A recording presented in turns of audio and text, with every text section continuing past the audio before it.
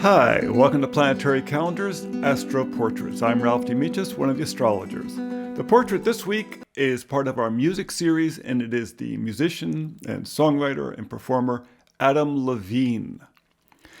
Now, before I get started with Mr. Pisces here, I want to remind you that we put these portraits up every Tuesday. They're very educational. We put our forecast for the coming week up every Friday. For the coming week, you can find those on Planetary Calendar Astrology on YouTube. Please subscribe, and when you do, push that little bell. You'll get reminded when the forecasts come up because you really want to know what's going on. So, let's look at Adam. Let's look at his chart. It's a fascinating chart in a bunch of different ways. Very, very watery. Very watery. He's got what's called a stellium, which means a group of planets together in Pisces.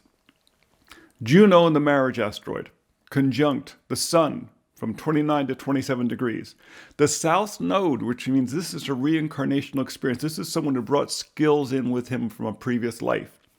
Vesta is close to the South Node and very close to Mars, which is also in Pisces. When you get Mars and Vesta, the flame next to the hot guy, together, it gives people a tremendous amount of energy, a tremendous amount of physical energy. They're just like hot. Now it's in Pisces, which is a water sign and cool, but it still gives them a lot of creative energy, a lot of emotional depth. Ceres, the largest of the asteroids, and then a little asteroid called Astraea, which actually is related to health. Ceres, the asteroid, is the largest asteroid. It's kind of like the queen of the nomads, and it shows an especially good skill at managing other people. Beyonce has Ceres very prominent in her chart. It's why she's a really good manager of groups. All of this is up in the 8th house, which is a Martial house. It's a Scorpio house. So it's very powerful. It's a water house in a Martial house. And Mars in Pisces is in his own house. That's strong, supercharged by Vesta. This is a guy who it seems like it's under the surface because it's Pisces, because Pisces is the ocean, the great spiritual sea. It seems like it's beneath the surface, but it's strong. This is like Aquaman, This is very strong and under the water. Now, this is complemented by his moon at 26 degrees Scorpio in the 4th house. So it's almost an exact trine from 27 degrees Pisces to 26 degrees Scorpio within 1 degree, almost a perfect trine. Trines are, it's between the different elements of water. The third water sign, of course, is Cancer. It's a trilogy. It's that strongest structure. They're stable, they're strong, they're supportive. It's like having siblings that you really get along well with, and you're all adults now and you have your own lives, but they're there when you need them, right? So it shows that his emotional energy and his spiritual energy, his life force, are in very good harmony. Now, the moon in Scorpio is not an easy position. It's a deeply introverted position. It's what's called the fall position for the moon, and it's in a Martial-ruled sign again. So here we got the moon in a Martial-ruled sign, trine the sun in a Martial-ruled house. So you're once again getting a lot of physical energy out of this person, right? It's also the moon in Scorpio is the person that everyone wants to tell their secrets to. They can confide in the moon in Scorpio. It's one of its great talents. It's considered a difficult position. Why? Because who wants to be told everyone's secrets and they have to keep them? It'd be much more fun to be able to tell them. Have a moon in Gemini, right? That sounds a lot more fun. Or moon in Sagittarius, you could broadcast everyone's secrets. The moon in Scorpio captures those secrets and keeps them. So that's why it's a difficult position. It's the confidant. Conjunct the moon in Scorpio in the 4th house. Remember, the moon is in her own house. The 4th house, the house of Cancer, ruler of the moon, feminine ruler of the moon. She's in her own house. It makes the moon very powerful by position. And it's conjunct at 20 degrees Uranus. Now, this dynamic is something we see often with people who become famous, is a very strongly placed Uranus, either close to the sun, the moon, or the ascendant, the rising point. Now and then we found it in other places, but usually it's in those areas. His Moon Conjunct Uranus means that his emotional nature, in him it's especially strong, because remember, he's very, very watery, has this tremendous electrical charge. And it's in Scorpio, and it's very sexy as well. Scorpio is a very sexy sign.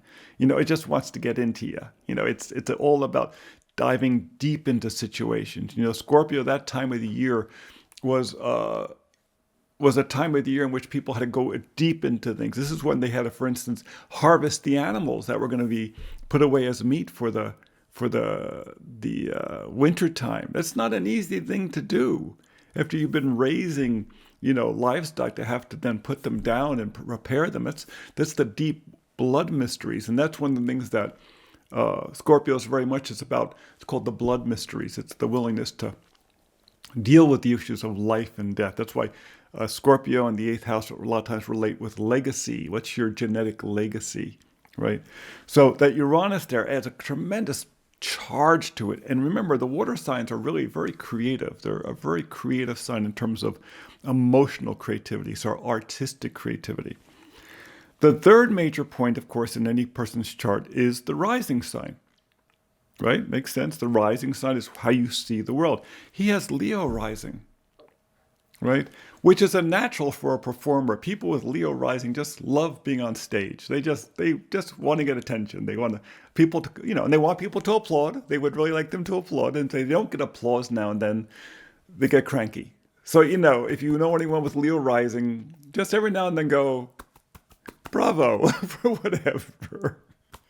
Oh, you put the dishes away. Bravo. They really appreciate it. I know it's silly, but, we all pick our charts, I think. So he has Leo rising, so he's got this fire rising, and yet this great depth of energy in water. Now, when you look at the overall chart, what do you notice? How much stuff is over in the Western Hemisphere? Most of the chart is there. Most of the chart is in the 4th house, the 5th house, 7th house, 8th house, and 9th house. All in the Western chart. It means he's always going to want to do things in partnerships. And even though he's an important performer, he's part of Maroon 5, and he continues his connection with you. He was on The Voice, of course, as a judge for a long period of time. He did that, but he was also part of a team of 4 judges. Right? He was part of a whole team, and then he would add people to his team. He loves having people in his team, and you see it very much in his Venus and his Pallas Athena. His Venus is in the 7th house. Venus is in her own house. Oh my gosh. In her own house. How strong is that? So here you have the Moon, Venus, and Mars in their own houses. These powerfully placed these planets by position. Venus in Aquarius, an air sign, okay? Aquarius is the sign of the group, managing the group. So his ability to really understand how a group should function is just up there. And it's not only up there, it's Venusian, it's charming, it's loving. It wants to make connections, it wants those long connections, but it wants to change things up. And Pallas Athena, one of the 4 largest asteroids, is there. Pallas Athena is all about skill sets. It's about being an advocate. It's about, for instance, in people who cut hair, you find Pallas Athena prominent in their charts because it's the ability to work with sharp objects, which is kind of funny. So Venus conjunct Pallas Athena shows a very high level of skill in managing Aquarius energies, which is basically not only the group, but also kind of the chaos that comes from a group. And I can't think of much more that would be more chaotic or kind of organized chaos than a rock and roll concert. Can you? I mean, really, in terms of things that are not violent, innately violent, but artistic. And remember, it's Venus. It's the arts. It's the ability to manage the arts, the chaos of the arts effectively. So here we have a strong Venus, very important in an artist. A strong Mars, very important in a performer. A strong Moon. Someone who, as an artist, as a writer, as a creator, it's very important. Uranus conjunct the Moon, meaning he loves the innovation. He loves the creativity. He seeks out unusual things. If you listen to his catalog of songs, I'm not a huge I'm not tremendously knowledgeable of it, though I've heard quite a bit. He does a lot of different types of things. He innovates.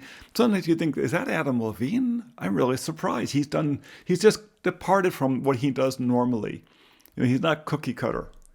He likes to experiment. And remember, it's the moon. It's in the 4th house. It's core personality. It's right there in the guts of his personality. So what else is going on? Who else is the big player? Everything's over here in the west. But you have 3 planets in the east. Now you've got Pluto in the 3rd house. And Pluto, remember, is tiny, but it's very distant. But it's in Libra, the arts, and it's in the house of writing. So he can get obsessive about writing. One of the secrets of songwriting and putting songs together is people don't realize how much you have to work on them to get them right. It's not, we sit down and write the whole song at once. That happens now and then.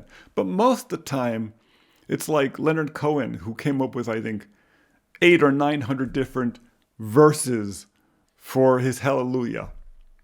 There's only like 12 verses in the whole song. He had 800 or 900 that he worked on before he finally got the ones that he wanted to do, right? I mean, that's the kind of obsessive attention to the harmony of the song that you have to have. And he's got that through that Pluto in the 3rd house. Saturn in Virgo in the 2nd house. He is willing to do the hard work and the detailed work to build up his resources. He also is willing to do the hard work to build up to work and establish his talents. The 2nd house is money, but it's also your innate talents and his ability to, as a craftsman, you might say. In fact, I remember seeing him on The Voice. His understanding of the craft of music was really impressive. He's worked on developing that. Virgo. At the ascendant, he has Leo, of course, but right above the ascendant, it's not really in the Gogolon spot, but it is the rising planet, is Jupiter. And it's really the leading planet in what you might call this locomotive. If you look at a chart, and the most clockwise planet when there's a gap is the leader of the locomotive. It's Jupiter, right? It's Jupiter retrograde, right? So he's not someone who came to it super early, though I think he came to it relatively young. But it's Jupiter in Cancer. This is the exalted position, right? It's the best friend of Jupiter, right? Because it relates it back to that moon, right? The Jupiter exalted. It's kind of the honored person at the table. And where is it? It's in the 12th house, the house of Pisces, Jupiter's feminine ruler. He has Jupiter in his own house.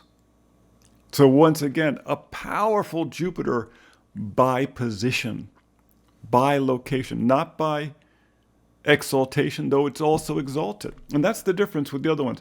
These other planets that are in their own houses, they don't have external dignities. The moon has an internal dignity. The dignities are not, this is the ruler, it's the great position. No, the dignities are the 6 major roles that actor can play. If you think of a planet as an actor, it's going to have 6 major roles it can play primarily, right? And it's the 2 rulerships, the exaltation, the 2 detriments, and the fall. Okay, like as an adult male, if I was going on stage, I could play the father, the uncle, the brother, the husband. There's a certain number of roles that I can play. I'm not going to play the young girl. I'm not going to play the mother, not without a lot of makeup and change of clothes. It's not in my wheelhouse of personality to play those roles. And it's the same thing with the planets. They have certain roles, and there's like 6 different roles. And as we all know, there are some situations in which we're stronger and we go out into the world, but when we're home, we become a different person. When you're home, those are the detriment positions. When you're out in the world, those are what's called the rulership positions. The rulerships are the extroverts. The detriments are the introverts, the personal. And that's how it works. So all these dignities are significant. It more so matters which one it is. And his moon is dignified, but as the fall. His Jupiter is dignified as the exalted one. And what's interesting here is what's the degree of Jupiter? 29 degrees. What was the degree of the moon? 26 degrees. What's the degree of the sun? 27 degrees. The three water signs with trines at 26, 27, and 29. And 29 is retrograde and moving back towards the trine in his chart. So deeply water with, two of the planets in their own houses, and two of them are dignified. And the third one being the sun, very close to the south node, showing this deep reincarnational talent that he's brought through from other lifetimes. So it's a fascinating chart. Oh, and the final thing I have to mention, at the midheaven, directly opposite, or very close to directly opposite that, Uranus at 20 degrees of Scorpio, is the midheaven in the 10th house, showing that he really is geared to having his reputation being critical in his personality. Critical, right? And it's at 21 degrees Taurus. Taurus, of course, is what? The sign of music. So a career in music was critical to him. Chiron is also there. So in some ways, he's definitely a teacher in music. I mean, that ability to teach and instruct people around him about how the music should be done is definitely part of it. The part of fortune is in the 9th house, which is the house of the higher level teacher in Aries. And Mercury is retrograde in Aries in the 9th house, which means mentally he's always coming up with new ideas. He's probably always saying to people, I got this idea. And they probably just roll their eyes when they hear it, not because it's not a good idea. It's that when Adam comes up with an idea, stuff is going to happen. Because he's got the Pluto conjunct the Vesta near the sun, trine the moon and the Jupiter. He just can make things happen. So that's Adam Levine's chart. It's really fascinating, very powerful, very, very watery. And the water is something that we have seen a lot of in these musicians' charts.